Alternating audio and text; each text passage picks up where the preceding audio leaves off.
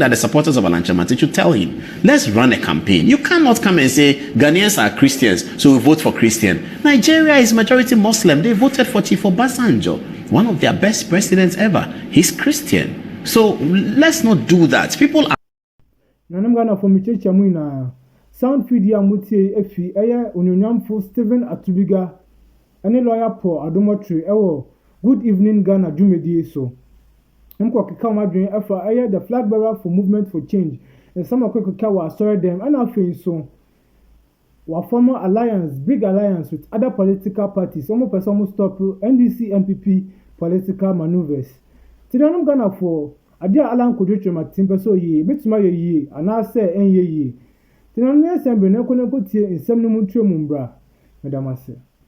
stand is we don't criticize or we share ideas, we praise where due. I think he would have scored more marks. What was the point about saying that laptops are being given for political gain? So political gain, so the laptops will not work? Thank you. If it will serve its purpose and it's for political gain, why not? I was thinking my big brother should have said, in my tenure as a president, I gave her the laptops, and the laptops were so good that there were people in schools, especially I can use the northern sector, that have never held a laptop, have never seen it physically, besides, have never touched a laptop. They use stones, rocks as keyboards. Perhaps President Mohammed was saying that the laptops will not translate to votes. Maybe that's what he was saying. No, he said it straight up that it was like in a form of trying to use it to buy votes or to entice people to vote. And I think that he should have rather praised that, look, I did it, and this are the advantages of it, that it helped the nation and it helped students, it made the desk privilege to also have access to computers. He should have praised the current government and said, look, I will do better. A former president should not be criticizing because your faults, your actions and inaction, your weakness. You should be saying that I will do this, I will change that. I get him, I'll do this better because you're a former sitting president. Dr. Mahmoud Bahomia has never been a president. He's yet to be a president.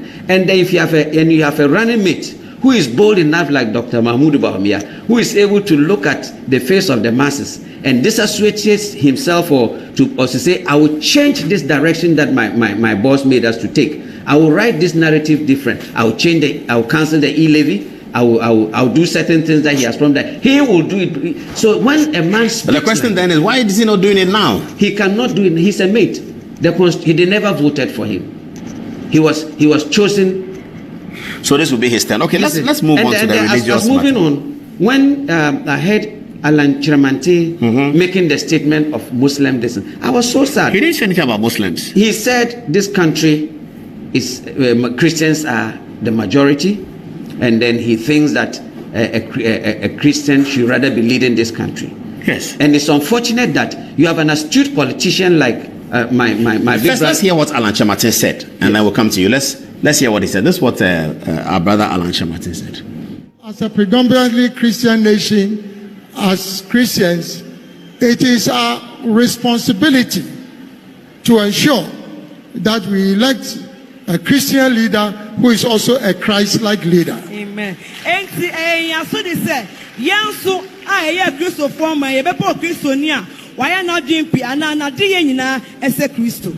I want to use this platform in particular to commend highly the Church of Pentecost for the role they've played in education, in health, in the economy, and also in winning souls for Christ. Amen.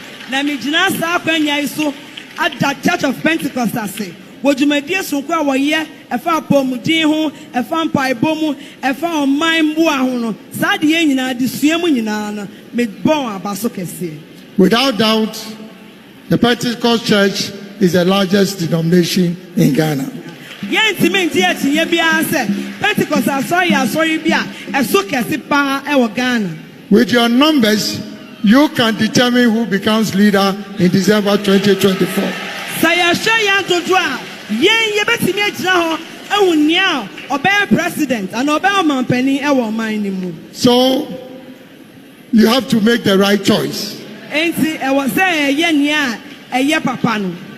If you go down on your knees and the good Lord points to Alan John Kodwoche Martin as the leader. Amen.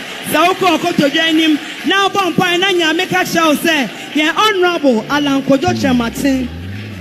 Then please don't harden your heart. And then Namin says, a man prim wakoma.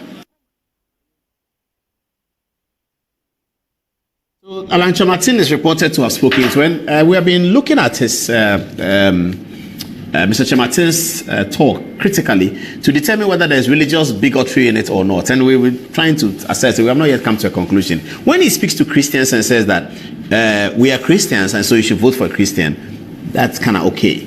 But when he says Ghanaians are Christians, so don't vote for a non-Christian, I think that's bigotry. And the Peace Council and the NCC perhaps should be interested in that. We don't want a campaign of either religious, tribal, gender, any kind of bigotry. You remember in England, Theresa May became prime minister because another woman who was running for the prime ministerial position, who was really ahead of Theresa May in the polls, had commented about Theresa May and said that she didn't have children. And that's incensed the British people. And they voted massively for the Conservative Party, for Theresa May to be Prime Minister. This is religious bigotry. I think that the supporters of Alan Chamartin should tell him, let's run a campaign. You cannot come and say, Ghanaians are Christians, so we vote for Christian. Nigeria is majority Muslim. They voted for Chief Obasanjo, one of their best presidents ever. He's Christian. So let's not do that. People are born into a religion. They don't choose it themselves all the time. Some people may grow and choose change action to central, charismatic to that, Catholic to charismatic. Yes, that's there. But people are born into. Why are we punishing somebody because of the circumstances of his birth? That's very dangerous. That is very, very dangerous. I'm not doing an editorial yet. Atubi guy is speaking, but we need to draw this point. We cannot punish people because he's born Muslim, because he's born Christian, because he's born Northerner, because he's born Ashanti. That's dangerous. And any politician who says that, we should put him to shame. What do you mean by Ghanaians are Christians, so let's vote for a Christian? Tell us why we should vote for you, and we will listen. But you don't come and tell us, don't vote for this person. Not that he's not competent, not that he's whatever, corrupt, but because he's Muslim. That's dangerous. In 2024, Alan Chamartin actually said that. I have a lot of respect for Alan Chamartin, but this one is misspoken. Everybody who knows Alan, tell him that he can't run. If he continues like that, he will have to deal with all of us. If he continues this kind of bigotry, he should be apologizing. His campaign should be apologizing and explaining. How do you say something like that? Ever, at all, zero. Why? He cannot be member of parliament. He cannot be minister because he's born Muslim. No, there are rules that run presidency. He must be qualified to be a citizen of Ghana. America is predominantly Christian. Barack Hussein Obama was elected president of America because he's competent.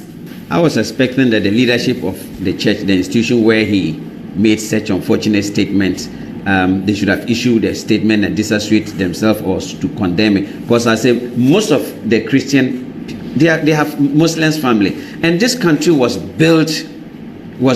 I'm not saying without no fear, without no apology. This country was built or has been built with Muslims and other religious bodies together. We are a country that we don't see religious colors. We are a country that we believe that people have the right to worship whichever religion, and political leaders are not being voted or political positions are not given to people based on their religious background, or Ghanaians do not go to the ballot box. But Alan Chamartin's statement is very, very unfortunate. It's unacceptable, and this country, he forgot that it was a Muslim, late Muhammad Ali, who partnered with Kufuor, and they won power the year 2000, right? Yes, correct. And then through that, he got the opportunity to be the minister for, ambassador and later minister for trade. Yes, for trade and all that. And then today, you've made somebody like Boniface, who was one of, if I will not lie, if they are picking vice presidential aspirants or vice president, if not where he found himself, he would have been number one or number two. He was supposed to be a running mate to Kufuor. He didn't. Was supposed to be a running mate